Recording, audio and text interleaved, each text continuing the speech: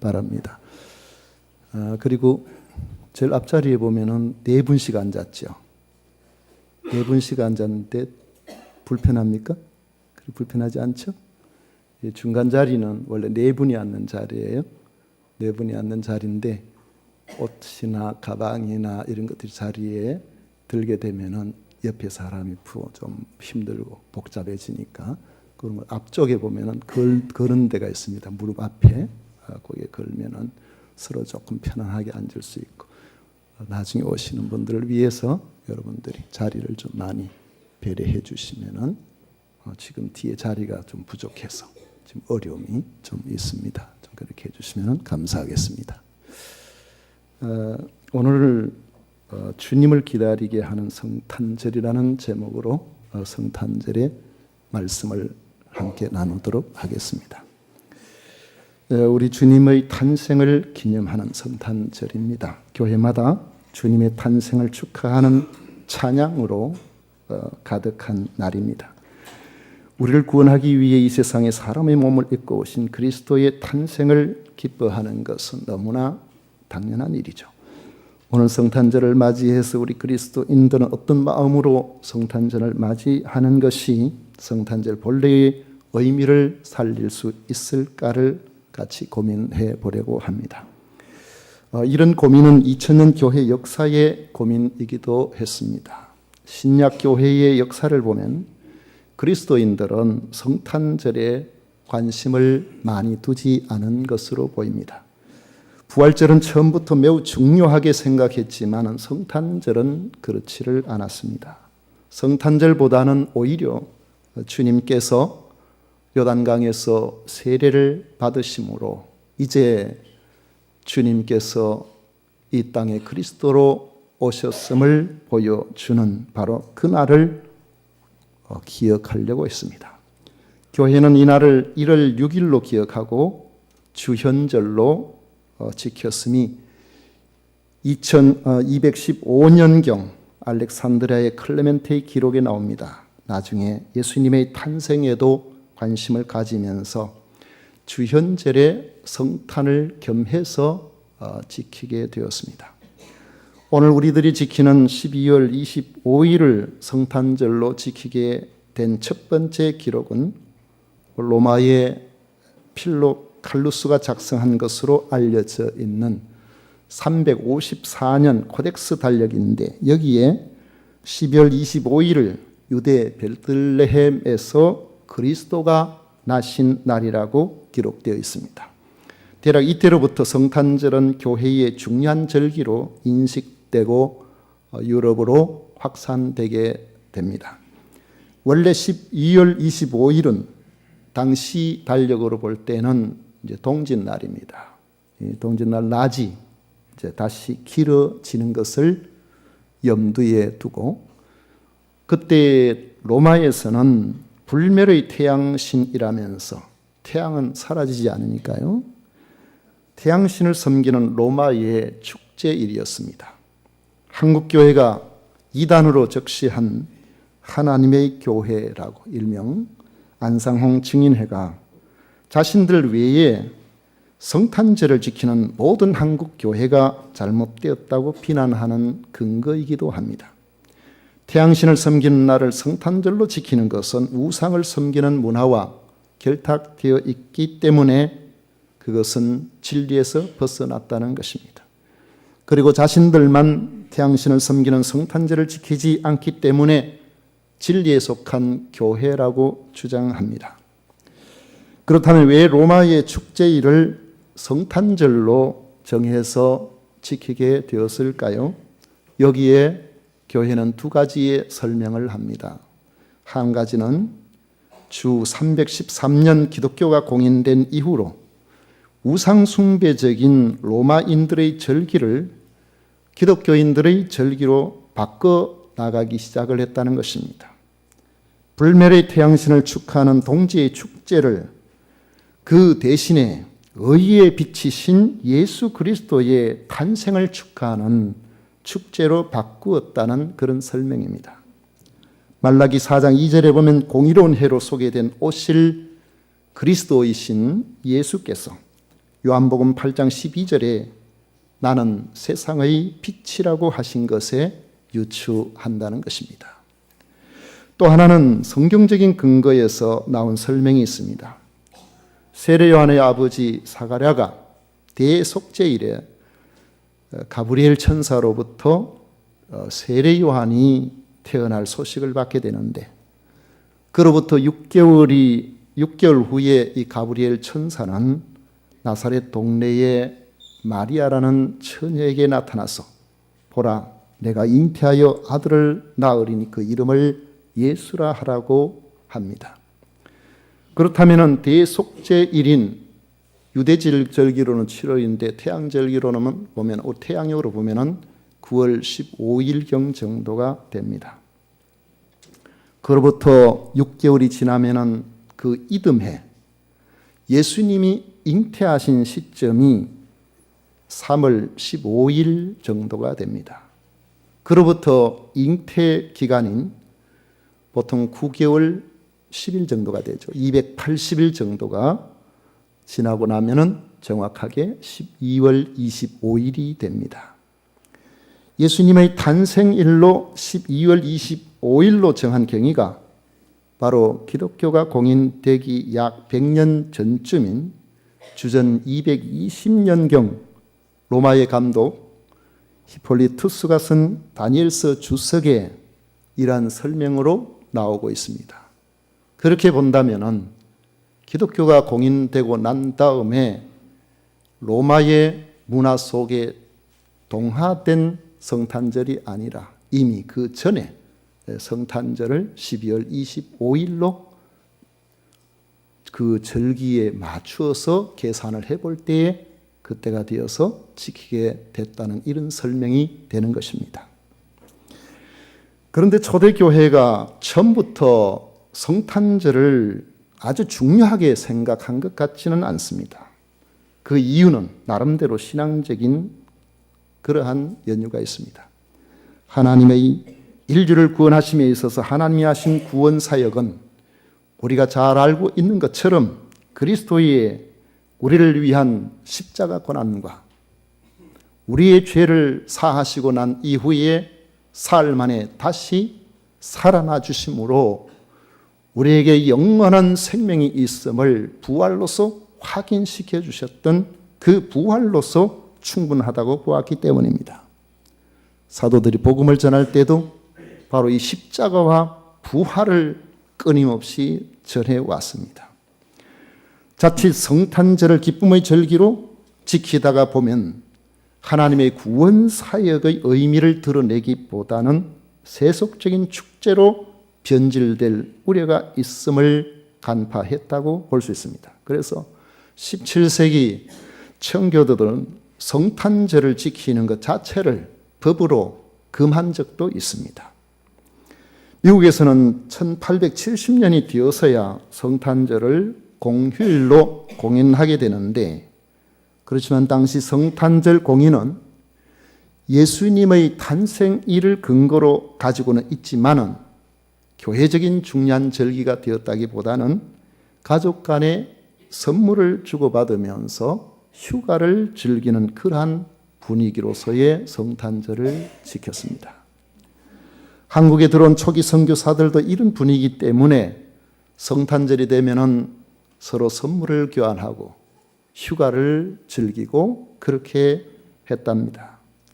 우리나라에도 성탄절이 소개되고 서양 문화로 받아들이게 되었을 때에 이 성탄절과 관련된 이러한 문화들은 교회보다 세상이 더 신속하게 받아들이게 됩니다.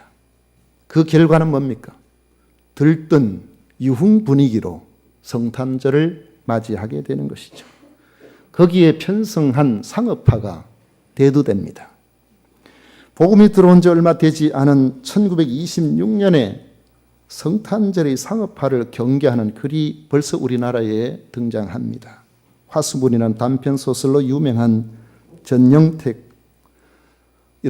분은 동강지라는 잡지에 크리스마스라는 것을 한갓 놀고 먹는 명절로 생각하여 먹고 마시고 음탕하게 놀기로 일삼는 사람들이 있습니다. 라고 지적합니다.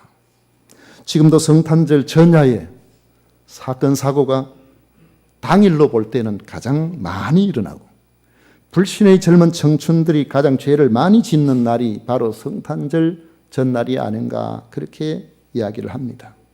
그러므로 성탄절을 맞이할 때마다 우리 그리스도인은 주님을 믿지 않는 사람들의 유흥 분위기에 편승하려는 이러한 태도를 단호히 거부하고 성탄의 참된 의미를 되새기도록 힘써야 하는 겁니다.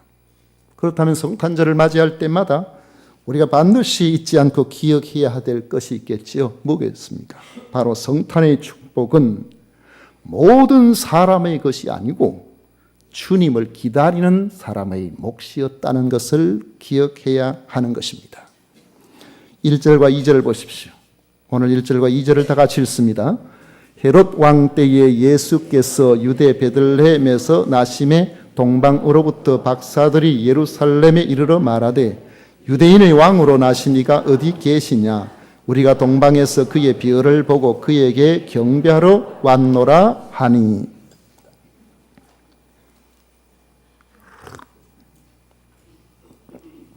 마태복음에서 초림의 예수님을 가장 먼저 만난 사람으로서 동방박사를 소개하고 있습니다. 동방박사들이 어떤 사람인지에 대해서 우리는 자세한 정보를 가지고 있지는 않습니다. 그렇지만 짐작하기로는 이들이 아마 천체를 관측하고 연구하는 페르시아의 지금 이란 쪽이죠. 페르시아의 천문학자 혹은 점성술가들이 아니었겠는가 이렇게 우리가 이해를 합니다. 그들이 별을 관측하다가 특별한 별을 발견하게 됩니다. 동방박사들은 별의 특이현상이 무엇을 의미하는지 그 당시에 별을 통해서 여러 가지 점도 치고 중요한 인물의 탄생도 예언하고 그렇게 해왔으니까요. 그래서 그 정보를 찾았고 결국 그 별이 유대인의 왕으로 오신 분과 관련이 있다는 것을 믿었습니다.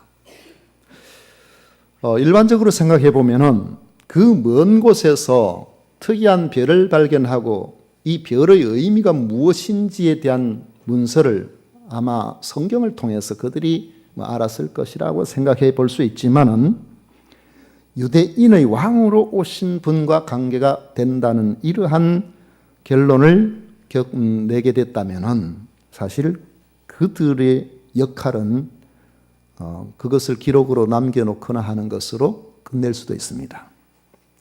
누가 이들에게 그 이상의 것을 요구할 수 있겠습니까? 그 이상 이들이 뭘 못했다고 나무랄 수 있는 뭔가가 있겠습니까? 그런데 그들은 기꺼이 유대인의 왕으로 오신 분을 찾아 나서기로 합니다. 그것은 쉬운 일이 아닙니다. 거리가 얼마입니까? 낙타를 타고 온다고 할지라도 서너 달씩 걸리는 그런 먼 거리, 시간의 문제, 경비의 문제, 곳곳에서 출몰할 수 있는 강도나 도적의 문제와 같은 많은 문제를 각오해야 할 일이기 때문에 그렇습니다. 그럼에도 그들은 기꺼이 유대인의 왕으로 오신 분을 찾아 나섰습니다. 또 유대인의 왕에게 드릴 예물도 준비했습니다. 그들이 준비한 예물은 모두 왕에게 드리기에 합당한 귀한 것들이었습니다. 그런데 그 모든 문제를 극복하고 마침내 베들레헴의 어느 집 안에서 유대인의 왕으로 오신 아기를 찾게 됩니다. 비록 왕궁이 아니라 베들레헴의 어느 평범한 집의 평범한 젊은 여인의 품에 안긴 갓난 아기에 불과했지만은 그들이 발견한 그 아기께 동방박사들은 경배했습니다. 엎드려서 경배했다고 말하고 있습니다. 마음을 담아 준비한 예물도 드렸습니다. 11절에 보면 집에 들어가 아기와 그의 어머니 마리아가 함께 있는 것을 보고 엎드려 아기께 경배하고 보배합을 열어 황금과 유향과 몰약을 드리니라 했습니다. 초림의 아기 예수님을 만난 사람은 유대인의 왕으로 오신 분을 만나 뵙기를 사모하고 그 먼 길을 가면서 겪어야 될 수많은 희생들을 기꺼이 감당하기로 생각했던 바로 그들이 만나 뵙게 된 것입니다. 우리가 성경을 읽다가 보면은 간혹 좀 생각이 많은 분들은 별 문제를 생각하면서 이 별이 어떻게 사람을 인도할 수가 있는가 이런 생각을 하기도 하죠. 저도 어릴 때 그랬습니다. 별이 어떻게 사람을 인도하는가. 여러분 대기권 밖에는 저 멀리 있는 이 별을 따라서 그 별의 움직임을 따라서 우리가 간다는 것은 사실상 불가능합니다. 왜 그러냐면은 거리가 그렇게 되면은요 가는 여러 환경들이 바뀌는 것으로 인식되지 별 자체가 움직이는 것처럼 그래 보질 않습니다. 대기권 밖에 가장 가까이 있는 달을 보고서 한번 걸어가 보십시오. 달이 우리 앞에서 가는 것으로 느껴지는가요? 그 환경이 뒤로 움직이면서 우리가 그냥 가고 있을 뿐이죠. 달 쪽을 향해서 가는 그 길밖에 다른 방법은 없습니다.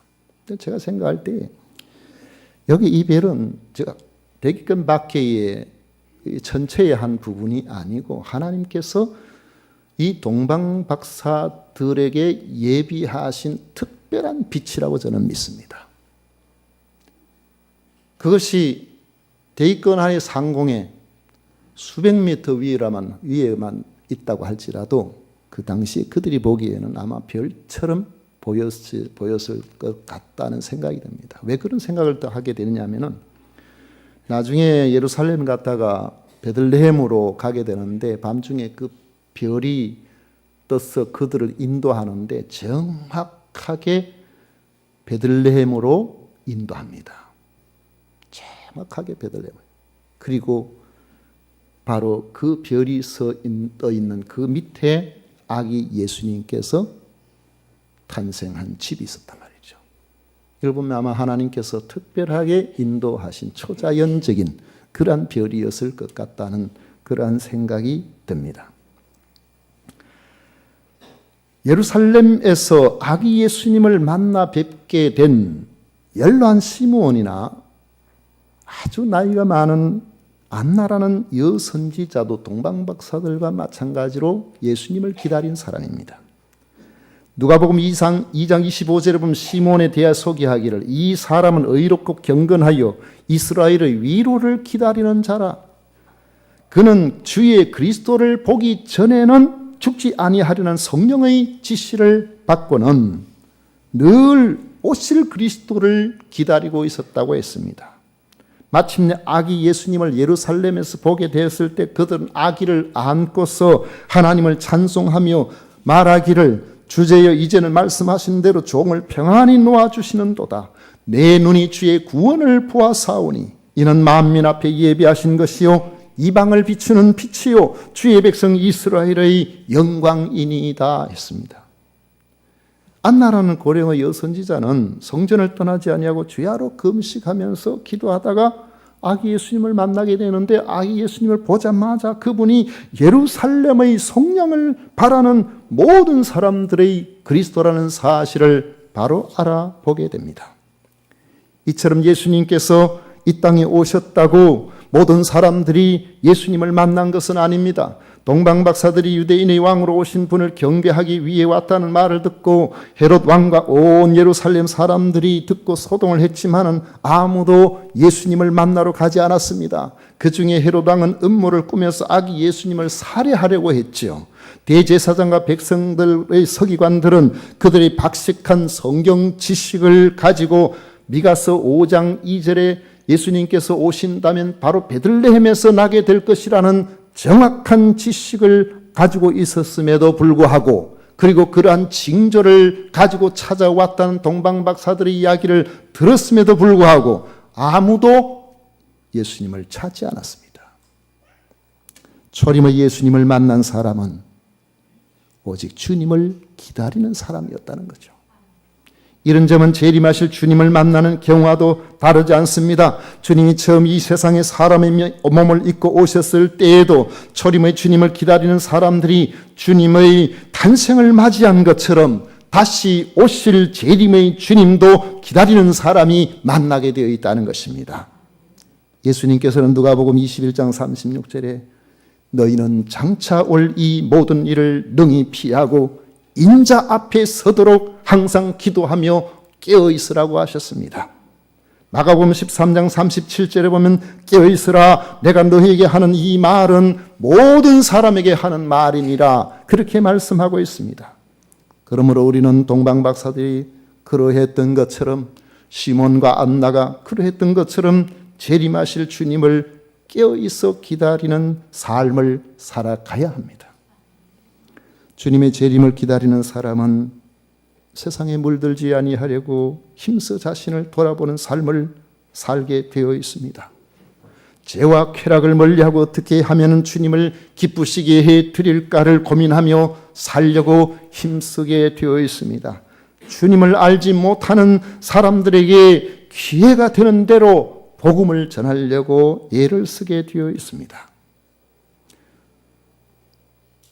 선교사들에 의해서 우리나라에 복음이 전해졌을 때에 한국의 초대 교회들도 마침내 성탄절을 지키게 되었는데, 그런데 우리의 신앙이 정착되어가는 과정에서 한국교회 성도들은 선교사님들보다 믿음이 더 좋았던 것 같습니다. 왜냐하면 우리들은 서구의 시고물이 즐기는 성탄절 문화를 따르지 아니하고 그 대신에 주님의 성탄을 진정으로 축하하고 나누고 섬기고 복음을 전하는 선교의 기회로 삼았기 때문입니다. 성탄절이 되면은 기쁨을 믿지 않는 이들과 나누기 위해서 많은 사람들이 교회로 초대를 했어요. 우리 성탄절에 여러 축하 순서들이 있는데 가서 같이 구경하러 가자고 이 교회 안에 자연스럽게 불러오게 됩니다. 우리 어제도 교회 전역에서 성탄 축하 전야 순서를 온 성도님들이 기간마다 나름대로 특별히 준비해서 특히 다들 잘 하셨습니다마는 우리 이여전도회 1여청장년 멜회회 2여청장년 멜회에 율동이 볼만했습니다. 확인하시고 싶은 사람은 우리 교회 홈페이지에 들어가 보시면 얼마나 잘들 하고 있는지. 어른들만 있는 것이 아니라 아이들도 하고 같이 있다 보니까 또 외부에서 또 낯선 그런 분들도 많이 초청해서 또 오시고 하니까 앉을 자리가 없어가지고 뒤에 많이 서 계시기도 하고 좀 분위기가 서 있는 분들은 좀 힘이 드셨겠지만은 정말 성탄절이 될 때마다 우리 교회 식구들이 정성을 다해서 주님의 성탄을 축하하려고 애를 쓰시는구나 하는 그런 생각이 듭니다. 초등학교 시절에 제가 교회를 가본 기억이 나는데 언제 가봤냐 생각해 보니까 교회 다니지도 않았는데 성탄절 틀이 한다고 그때는 나무가 귀할 때거든요. 나무 하려면 저 깊은 산중에 들어가야 됩니다. 그래가지고 교회 다니는 친구들하고 나무 배로 간 기억이 나요. 자기들끼리만 하지 않고 그저 주변에 있는 아이들 같이 어떻게 해서든지 그런 분위기 속에서 신앙을 받아들이도록 하기 위해서 그런 거죠. 또 본격적으로 신앙생활을 하게 된 청소년기에 교회를 가게 된 것도 성탄절 아마 전야 같은데, 여러분 이렇게 생각해 보십시오. 우리 어린 시절에 그렇게 성탄절을 교회에서 보낸 분들은 아마 그걸 기억하실 겁니다. 저도 예전에 교회에서 중고등부 시절, 청년 시절을 보내면서 성탄절 전야에 축하 순서를 가지고 나면은 그 다음에는 선물 교환 시간을 가집니다. 크다란 자루에 선물을 넣어가지고 그래가지고 이제 그 선물은 누가 준비합니까? 각자가 어느 정도 범위 안에서 하나씩 준비해 오도록 그렇게 하죠. 그래가지고 이제 선물 넣어가지고 뽑아가지고 그 선물하고 같이 그렇게 하는데 제일 기분은 짜는 게 자기 선물 자기 당첨될 때. 그런데 그 성탄절 전야에는요, 우리들끼리만 있는 것이 아니고 초대되어서 오는 청년들이나 학생들이 많이 있습니다. 그래서 그들을 향하여 같이 배려하는 선물 문화가 되어야 되거든요. 그래서 항상 교회에서는 여분의 선물을 따로 많이 준비해 놓습니다. 그래가지고 같이 넣어놓고 처음 온 사람이 자기 선물 준비 안 해오지 않습니까? 처음 온 사람도 누구든지 다 선물을 하나씩은 받아갈 수 있도록 그렇게 하는 거죠. 어제도 우리가 그 성탄 전야에 봉지마다 뭐 온갖 것들을 넣어가지고 선물을 또 준비를 해 오셨던데, 저도 들어오는데 안내하시는 모 집사님이 기어코 저한테 하나를 떼안기시더라고요. 아마 거기 오신 분은 뭐 어른 아이 할 것 없이 누구든지 하나씩 다 받으셨을 거예요. 이 성탄절에 우리가 성탄 헌금을 하게 되면은 우리 교회가 시작하고부터 지금까지 성탄 헌금이 수백만 원씩 되는 것을 한 번도 우리 교회 경상비로 사용한 적이 없습니다. 좀 전에 우리 진주 지역에 소외된 분들 위해서 다 사용을 하고 있는데, 바로 거기에도 예수님에 대해서 사람들의 마음이 열려지기를 바라는 우리의 그런 선교적인 염원도 담고 있다고 볼 수 있겠죠. 오늘 우리가 드리는 성탄 헌금도 마찬가지로 이 지역에 소외된 분들을 위해서 다 쓰여지게 될 것입니다. 성탄절은 목자들에게 천사같이 난 소식처럼 온 백성에게 미칠 큰 기쁨의 좋은 소식입니다. 죄와 허물로 사망과 지옥 불심판이 기다리는 인생을 구원하는 구세주가 오셨으니 어찌 기뻐하고 기뻐하지 않을 수가 있겠습니까? 그렇지만 초림의 성탄도 간절히 사모하고 기다린 사람들이 예수님을 만난 것처럼, 그 머나먼 곳에 살던 동방박사들이 예수님을 만나 뵙는 놀라운 역사가 일어났지만은, 아무런 생각 없이 살던 베들레헴의 같은 동네에 어쩌면 예수님께서 탄생하신 바로 그 집 옆집에 사는 사람들도 관심이 없었다면 아기 예수님을 만나지 못했을 것입니다. 마찬가지로 다시 오실 재림의 예수님도 성경만이 한다고 만나는 것이 아니고, 교회 가까이 산다고 예수님을 만나 뵙는 것도 아니고, 간절히 깨어있어 기다리는 사람이 만나 뵙도록 되어 있습니다. 우리가 헤롯처럼 주님을 대적하지는 않겠지만은 대제사장이나 서기관들처럼 다시 오실 주님을 만나는 일에 대해서 알고는 있으면서도 무관심해질 수 있다는 사실을 우리는 주의해야 됩니다. 성탄절에는 바로 이 점을 각성하는 기회가 되는 절기가 되도록 해야 된다는 것입니다. 성탄절을 맞이해서 동방박사와 시몬과 안나처럼 다시 오실 예수님을 기다리는 마음을 회복해서 우리 모두가 다시 오실 주님을 만나 뵈옵는 진정한 영생의 복을 받는 이런 우리 모든 성도님들이 되시기를 축복합니다. 기도하겠습니다. 고마우신